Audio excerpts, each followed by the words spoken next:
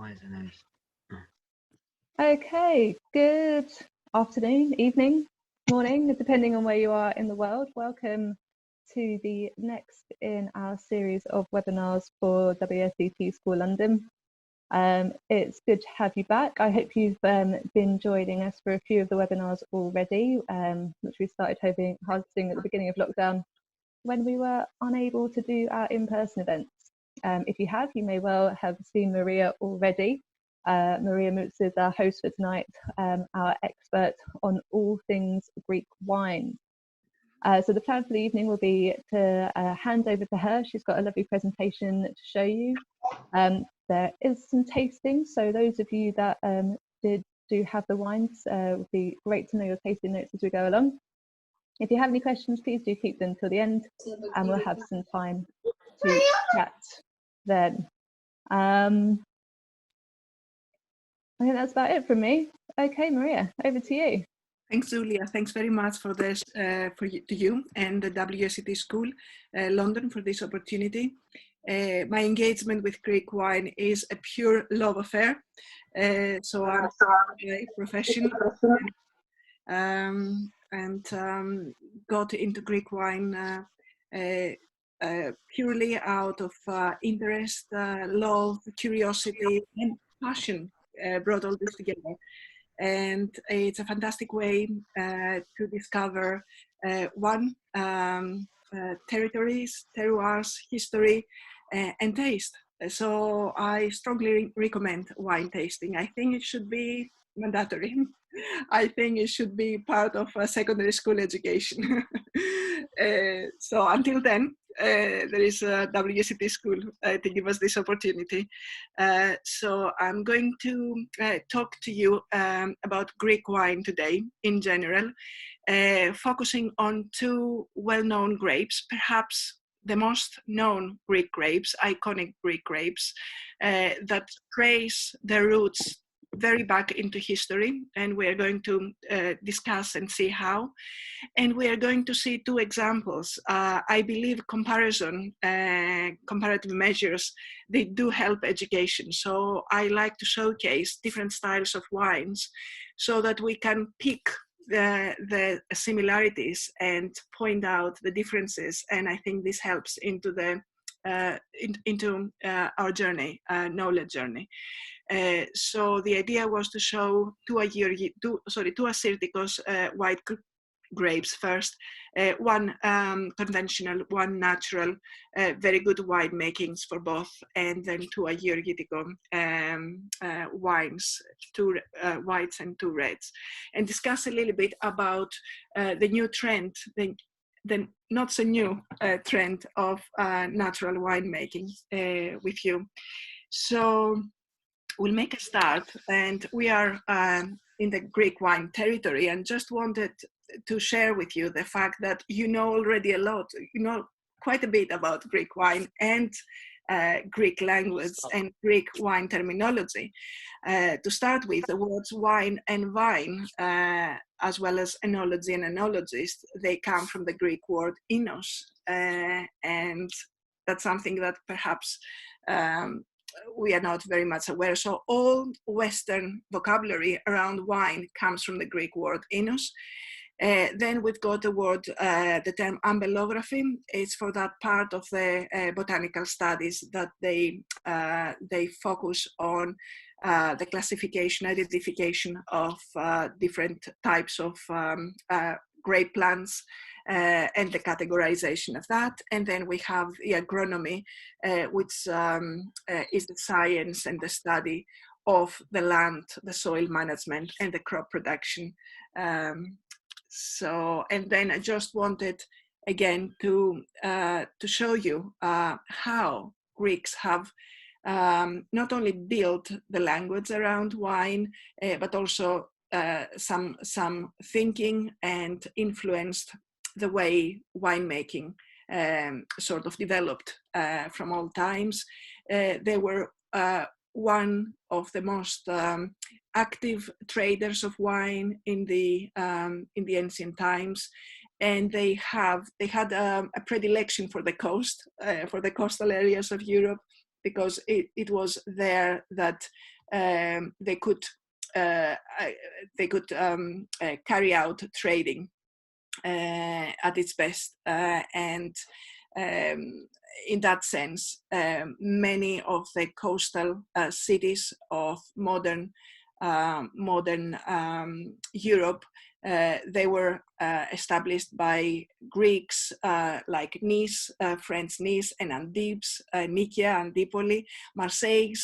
And this is the route of the native grapes of the east, of the proximal east, traveling into the west. And Assyrtiko is one of these grapes. We are going to go back to that soon. And just another little thing about how the wine was regarded in ancient Greece. It was regarded highly. It was a highly priced product, agricultural product, and the focus there was more on the origin and the terroir rather than the grape varieties or the winemaker. So it was a communal work, and what was supposed to offer the highest quality was the land and the climate, that particular location where the wine was coming from. And there are various favorable comments in literature from the Homeric poems onwards about the most prestigious areas of making wine in ancient Greece, amongst which many islands like Chios, Kos, Lesbos, Naxos, Skopelos, Thasos, and the Chalkidiki Peninsula. And just one more thing about Greek grapes before we move into the Assyrtiko and Agiorgitiko showcase of today. We believe that Greek grapes are ancient. Well, grapes are ancient, is an ancient fruit. How ancient, how old are they? I think here, I think this talk gives me the opportunity to discuss a little bit with you how nature works, and draw. I guess some of you have recognized the male figure on the left. Is Charles Darwin. I live not far from his estate, from his family home. I have visited many times in Southeast London. So he's known for a groundbreaking theory of the evolution of species. And this was based on a big journey that he did around the globe, visiting some remote areas, including the Galapagos Islands. Galapagos Islands are volcanic islands in the Pacific Ocean, just off, quite a bit off the coast of Peru. And he was able there to identify species, animal species that seem to have been stuck in time. Sorry, I may have missed something there. So basically, he was able to show, one, that somehow in some areas time can go very slow, can not stop, but go very slow. And then he was able to establish some evolution connections between different parts of the globe, that being islands of the continent, as well as Asia, the Asia mainland. So in a way, it suggested that these lands were once connected. And then the stimuli for change, they didn't go that fast on both parts of the gap of the ocean, basically.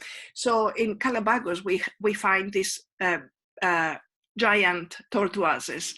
They weigh various tons, and they can live up to 150 years. Unfortunately, their life expectancy has now been reduced because Galapagos is now a touristic destination, and basically the terroir, their habitat, has changed in ways that we can see and we can study, and perhaps we haven't fully studied, but there are definitely more animals now, more pests that have altered the habitat and have altered not only their nutrition sources, basically the availability of food for them, grass, but affected also the overall microbiome and the balance between the species. So going back to the original argument, certainly grapes are very old in Greece, and it seems that in some places, whereas not much change has taken place, places that they were kept in, if you like, guarded, isolated to a good extent, like Santorini, we believe that any changes that they are natural possibly happened in a very slow pace.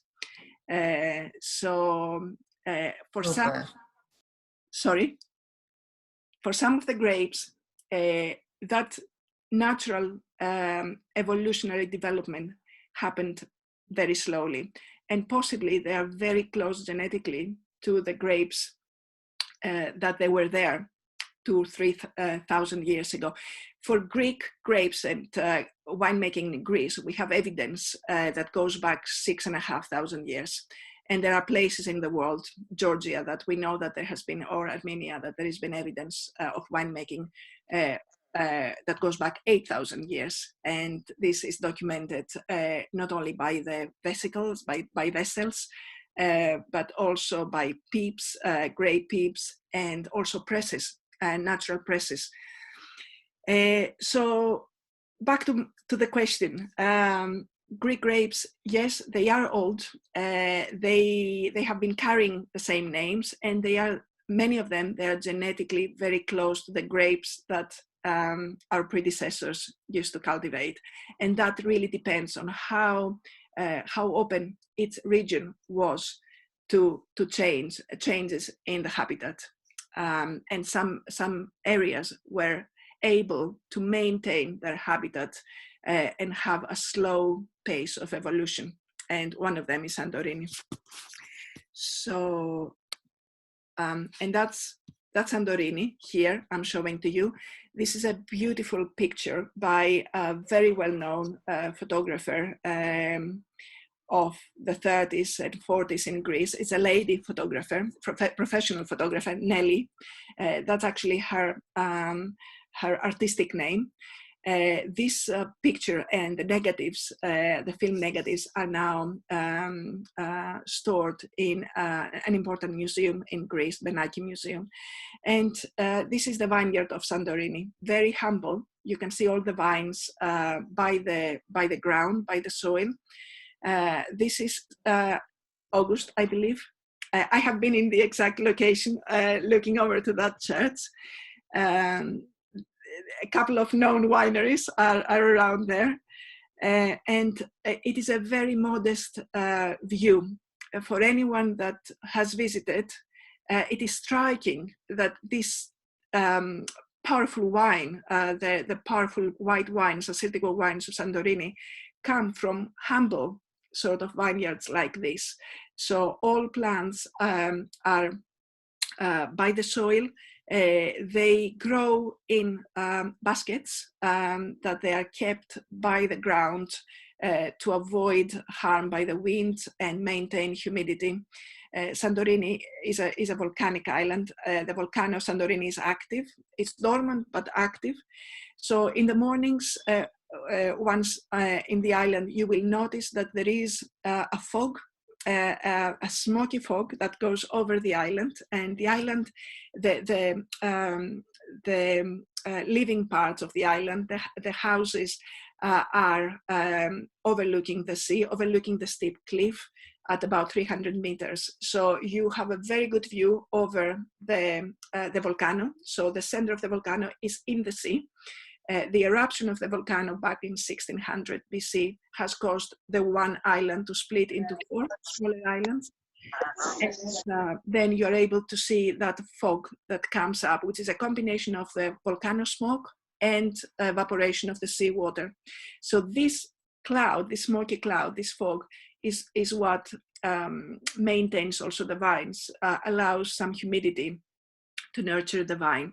The reason the soil of Santorini is arid, is volcanic, dry, mineral, and arid. There's no water in Santorini. One of the difficulties on the island is that water needs to be transported from mainland, and that is why agricultural production has been limited in terms of quantity, but exciting in terms of quality. That lack of irrigation makes everything grown on the island really tasty, including some other PDO products, not just the grapes, also small tomatoes and fava beans and capers.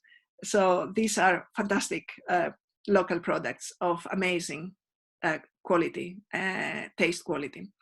So Assyrtiko is now world famous. Is a grape native to Santorini, has offered amazing examples through the work, through passing the relay, the baton from one generation to the other, through talented winemakers, visionary winemakers, has established its power as a world-class grape for winemaking, and now it is an international grape. So so we have Assyrtiko here, which, as we said, is a native grape of Santorini, but has been taken outside Santorini over 35 or so years ago, is now grown all over Greece, but also the proximal Mediterranean. As far as I know, it's grown, and now it gives commercial labels in Lebanon. I have heard it's been grown in Turkey. Knowingly, it's been grown in Clare Valley, in Australia, South Africa, California, and so on. Grape that maintains, it's a well-trained grape. And I'm sure its habitat, its natural habitat, has played a role in that.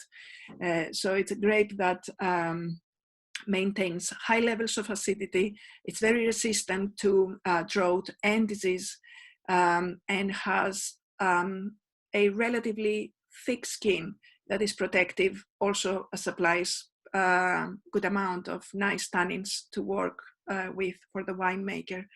But I think its sort of quality lies in the high levels, good body, good level of sugars, alcohol potential, high acidity, really, and resistance.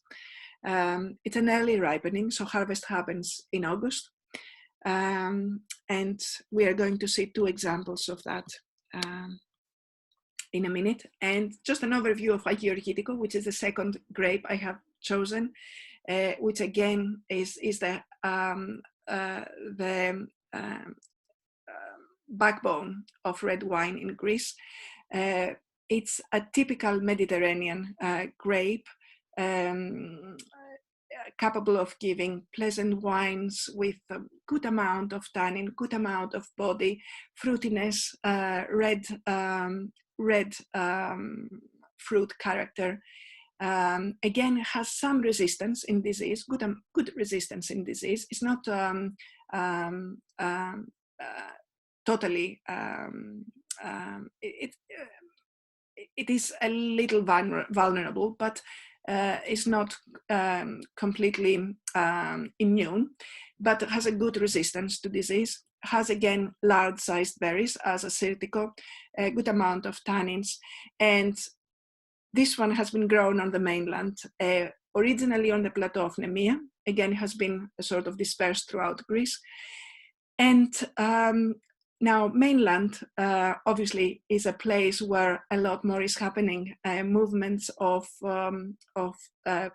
population, more active trade, less defense, less natural defense. So the grape has seen different practices, and we have a good number of clones identified of this grape. So the grape is a plant that propagates and changes very easily. So we have 260 clones of that. And now there has been an effort. There has been a mission by a nursery that is based in the area. I need to say that Nemia is the largest BDO area of Greece. It's really the sort of heart of Greek wine, with around 45 wineries, commercial wineries, and just under 4,000 hectares. And the nursery there is trying to identify and clarify clones of Agiorgitiko, so they are passed to the next generations clean of disease. Plants can be affected by disease, by viral diseases, and this goes into their DNA. So the nursery tries, if you like, to purify some strands that can be ideal for winemaking, can be more suited for winemaking. And they have an aim to work with 6 clones. I think they have possibly finalized 1 at the moment, but there is some work underway in that front. But I just wanted to point out here that we have Assyrtiko, quite pure on one hand, not that many clones, has stayed in a very sort of secluded place, an arid place, and difficult place. And then we have a land grape, a mainland grape that has seen a lot more transformation and gives a lot more styles as well. Being a red wine, I think you can give more styles anyway in regards to winemaking. So that's an overview of the grapes we are seeing today, and that's the central part, the central map of Greece here. So the wines I'm showing to you today, they come from that core of mainland Greece. So we don't have anything from the islands today. We are very much into the central area of Greece. So our first 2 wines come from central Greece. One comes from the northern part of Avia. I don't know if you can see my cursor here. Great. So Avia is a large island. People think that it's actually part of the mainland, but it's an island. It's the second largest island of Greece after Crete. It's a piece of land that, interestingly, is sort of formed by the side of the mainland. I would consider myself Greece as an island, as a big island with smaller islands. So it's so rugged and caved and laced. I would consider Greece as an island myself. But anyway, we have here this island, Avia, that lies on the side of the main body of the country. And there is a strait here, a very, very active in terms of winds and water current strait. So all the straits around Greece are quite active. Same goes with the Gulf of Corinth here. There are very interesting currents, and they can, you won't believe that in such proximity of land you can have really tremendous weather, but you can. They can be a nightmare for sailors, these straits. So this volcanic island, I'm getting there, this volcanic island of Avia shows big differences of terroir between the north and the south. It's surrounded by sea, which allows a good circulation of wind. And our winery lies here in the north, in an area that is known for volcanic activity, because we do have spas and we do have thermal water coming nearby. So our winery is located here. We're going to see a better map in a minute. And then we have well-known spas across to the mainland and onto the island as well, Edipsos and Kamenavourla. And then the second winery, where the natural wine is coming from, is from up north from the mainland here, where we have mountainous volumes, mountainous masses, as they come down from the Balkan Peninsula, and they sort of come together here, and they create plains, they create lakes, they create water reservoirs and rivers. Unfortunately, we had a storm recently, quite fierce storm that has caused damages in the area. just shows, the mountainous character and the volumes of water that can be sort of drawn into this area. So this is where our Assyrtikos are coming from.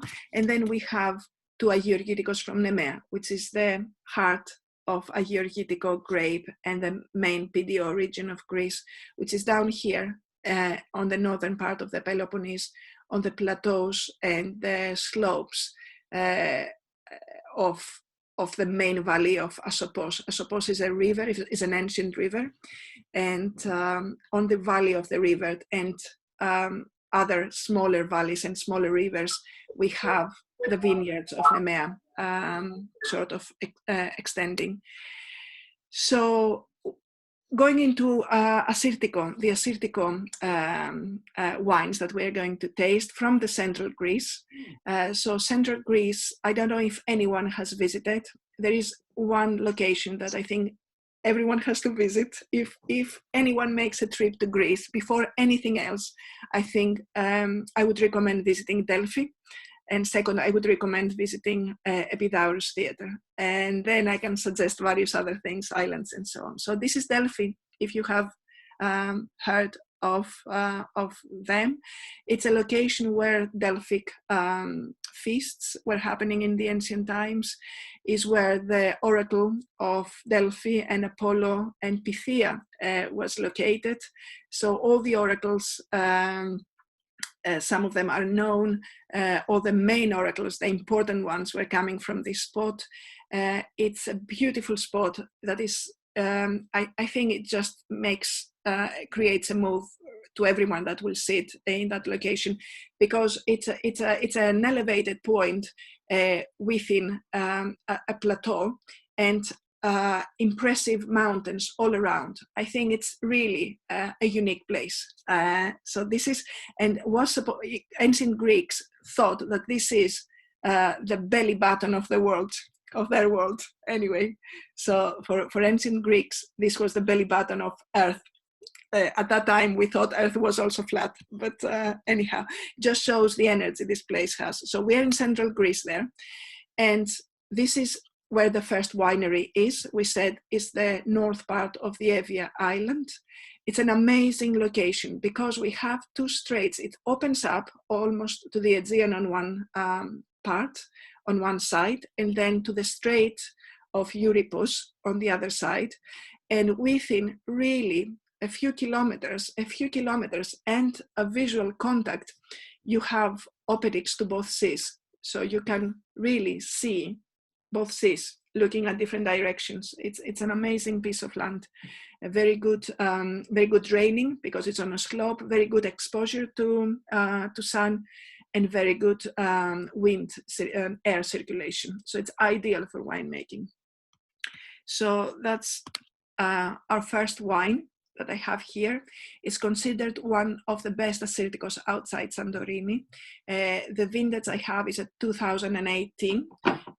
It's also one of the first Assyrtikos I have tasted myself a long time ago. Now the wines I have today, they are propped in alcohol. Because we have Assyrtiko, which is a grape that has a high alcohol potential. And here we have 2 examples of good winemaking of ripe grapes. So we have here 13.6 on this wine. And there's no oak influence here, but there has been maturation on the lees, on the fine lees, for 6 months.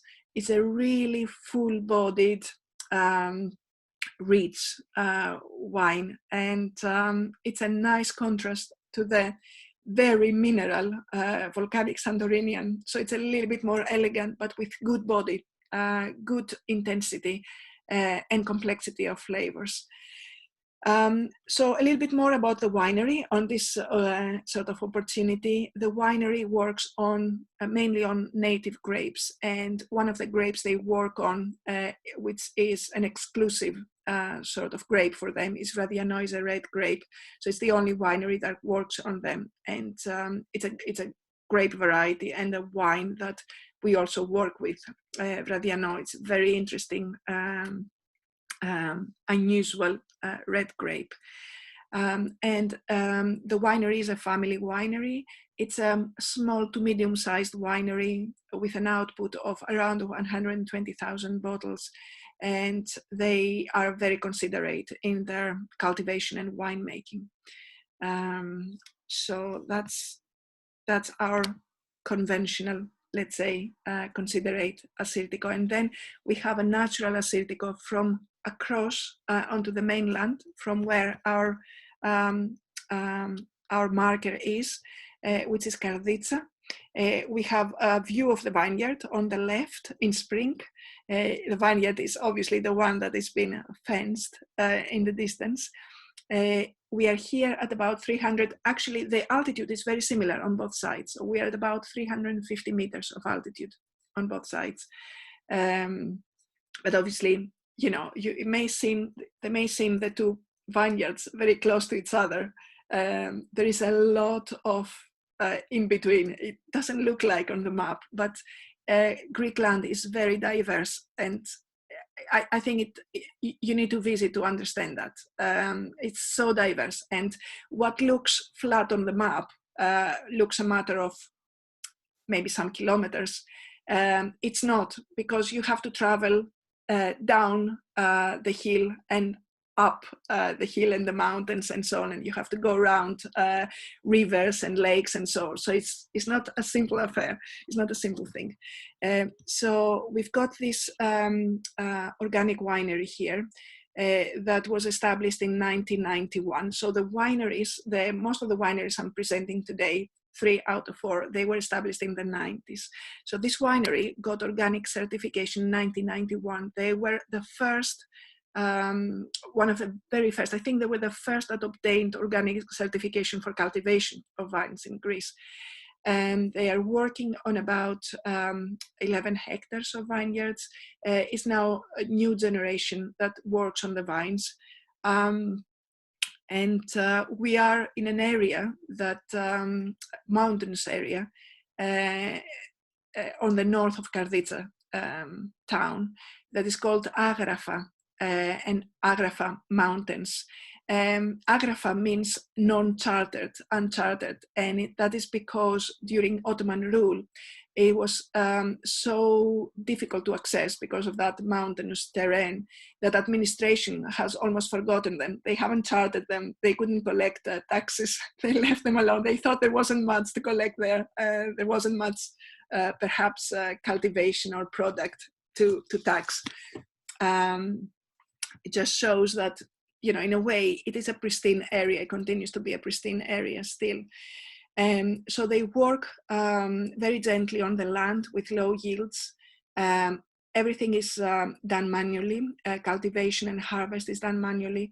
Winemaking, again, is made in small batches with native yeasts, and they don't use press. So everything is with gentle sort of effect on the grapes and gravity, and then they bottle. They create natural wines. So all the wines have small amount of intervention, very, very little, and small amount of sulphites added on bottling. And they have a series from which this wine I'm showing today comes from, which is 0 sulphites. So they have sort of stretched the limit of the winemaking by securing very, very healthy grapes, well-ripe grapes, very good conditions in the winery. It's not easy. I mean, it's not impossible to make natural wine, especially in places that are blessed, are meant for that. But also you need to be very careful because there are risks. So you have to maintain a good ecosystem in the vineyard. You have to maintain a clean winery as well, not sterile, but not allowing things that could pose a risk, could harm, could inoculate the vines with the wrong microorganisms. So, and they have managed, working on 4 varieties, native varieties, to create 0 sulphites wine. I have their Assyrtiko. So their Assyrtiko is a vintage of this year, so it's a new addition to their portfolio. It's showing beautifully. It's a 14% Assyrtiko, so we are, as we said, well extracted here, well ripe grapes. But you can see there is a little bit of skin contact here, so they allow, there's no press, but they do allow the skins to stay for a little while, for a few hours, not hours, a few days, but not excessively, maybe 4 or 5 days in the juice to extract some of their tannins and phenols in. So it's a beautiful Assyrtiko. It's a dry Assyrtiko, but the ripeness of the grape comes through. So it has this sort of warm notes. I wouldn't say sweet, I will call them warm notes. And it has a taste of ripe citrus peels, and lots of summer stone fruits, nectarine in particular, and peach, and has also a mineral backbone, not the type of Santorini's backbone, so more elegant, more limey one, rather than the sort of bold lava minerality of Santorini. So that's our second Assyrtiko. So some people are able to taste that, and I would like to hear your comments. How do you find that? And then we move to Nemia and the Agiorgitikos. So here we are at the heart of, more or less at the heart of Greece, quite centrally in terms of, you know, the Greek territory, but also in the heart of Greek wine. As we said, the largest PDO region of the country and the largest plantation of Agiorgitiko in one space. So the PDO region is divided into subregions, and those, they also include different locations and different villages. So it's quite a widely sort of spread region. So we have smaller valleys because the main river, I suppose, has obviously branch rivers, smaller rivers branching out, and we have all altitudes up to 900 meters, but for the PDO, we count from 300 to 900 meters, but we have all altitudes, as you can guess. So we have the main plateau, the main valley, Nemia Valley, is where the town of Nemia is found. And we have subregions, and you may have come across checking various wines from the area. Some winemakers, they put down the actual location of the winery. So you may have seen some of these names here. So we have Koutsi, Galatas, Aios Dimitrios, Aidonia, Petri, all in the main valley. And then we have the ancient Kleones, which is more to the north. We have the ancient Neme. I will show you one of our wines comes from there. This is where the ancient, very well-known city of Nemea was located, and very well-known Nemean games, very similar to the Olympic Games. There were a number of such games in ancient Greece, so it wasn't just the Olympic Games. There were also Nemean and Isthmian and Sikionian games. So we couldn't keep all of them in modern times. We had to choose. And then we have Leondio as Procampus, which is quite high. It's actually an area that it snows quite often in the winter. So in the same region, the same PDO, there can be in one time, at any one time, a temperature difference within the same PDO of up to 15 degrees of Celsius. So we can have snow in one part of the PDO, and we can have just a temperate winter weather in another part. Then we have Kefalari, Climenti, Malandreni, which is more south and east. We are actually in a different administrative region, and Xyrocampus And about 20% of the vineyards are at a good altitude of 500 meters. So the Central Valley, it's off the main town of Nemia. It has a good concentration of wineries. This is also where the cooperative, the once mighty cooperative of the region, is situated. Has a good concentration of wineries, different ages, different winemaking styles, different production output, and then we have different altitudes. At around 300 meters is the standard for the region. The wine I'm going to show you, the first of the two red wines, Agiorgitiko wines, comes from a single vineyard, which is just off. The winery is in that region, but the vineyard, the plot, is just off across and at a higher altitude of 700 meters. And the weather is continental, with medium precipitation there. So the first Agiorgitiko I'm showing to you comes from a family winery. It was established in 1997 by a winemaker that in a way wanted to create something different in the region. As I said, the region provides a lot of the well-known red wine of Greece, or used to, has a reputation all over Greece. So it's the one name that everyone knows about wine in Greece, Nemean wine. And it's quite interesting because once I have visited a winery in another well-known region for red wine in Greece, in the north. And I was shocked to see that just up the road from this winery, there was this merchant that was selling wines of Nemia, like from completely another part of the country. And it's like, it felt like a conflict there. Quite interesting, those. I thought there wouldn't be any market there.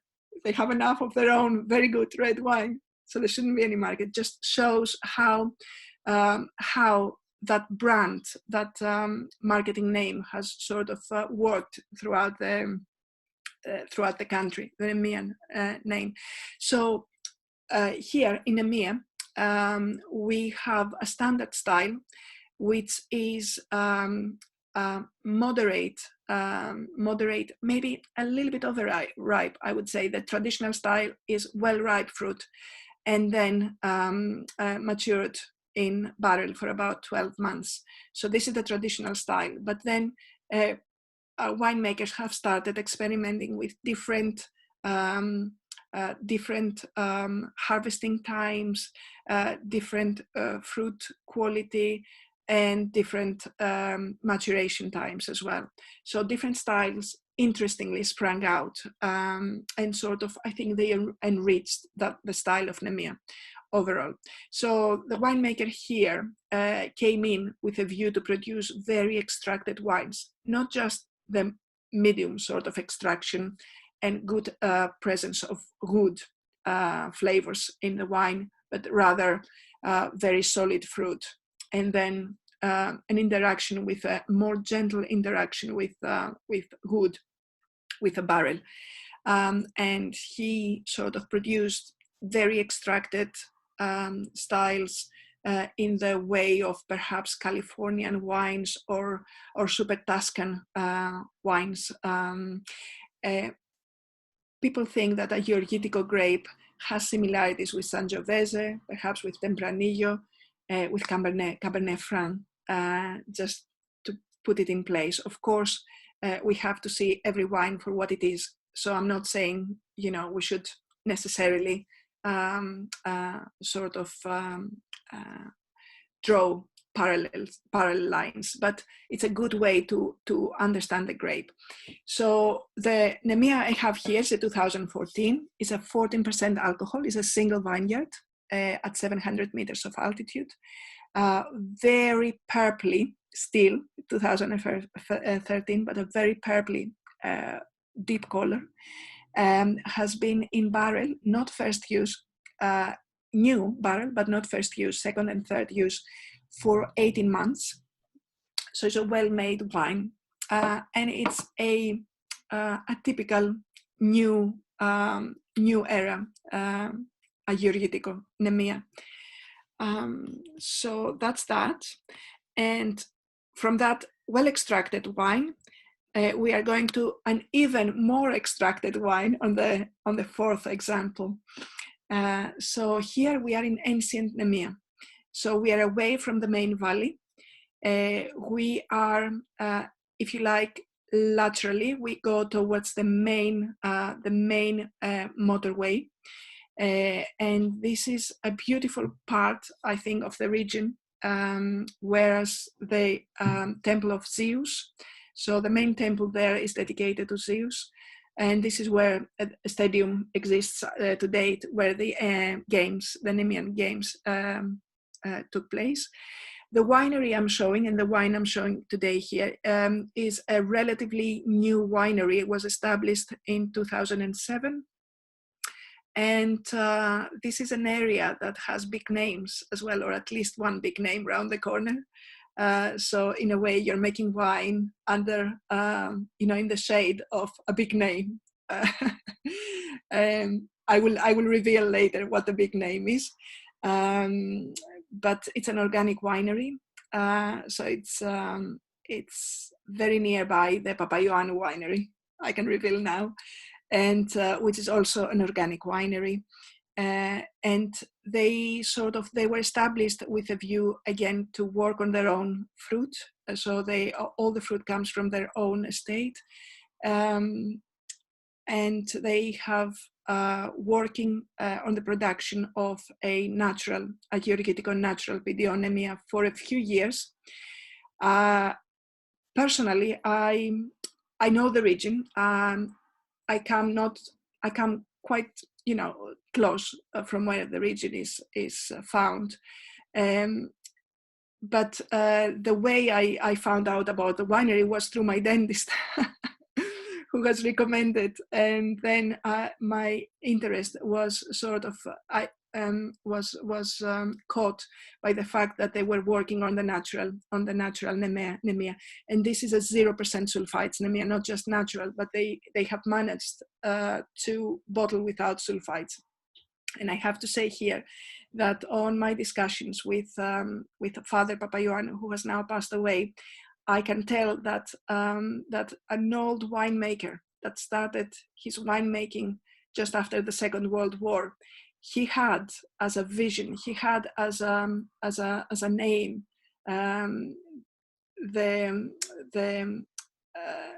that feat of producing natural wines without sulfite, just for his own satisfaction. So I just want to tell you that, other than a trend nowadays, I think very winemakers with dedication, they want to challenge themselves into this sort of field, producing really healthy grapes and trying and producing valid wines with a minimum of intervention. And he was very glad to tell that he was very near to do that.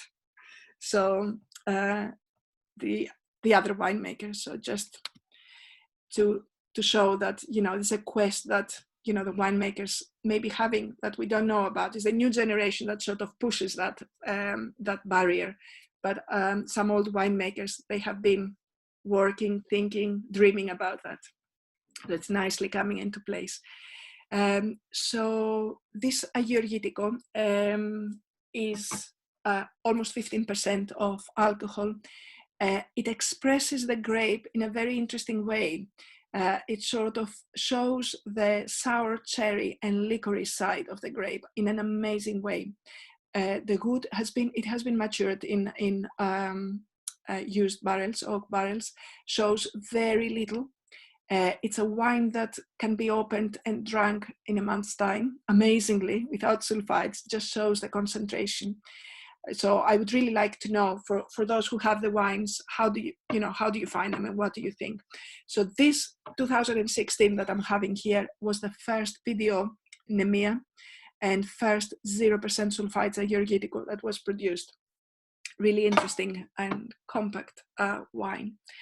So And with that, I think we are sort of drawing to the end of this presentation.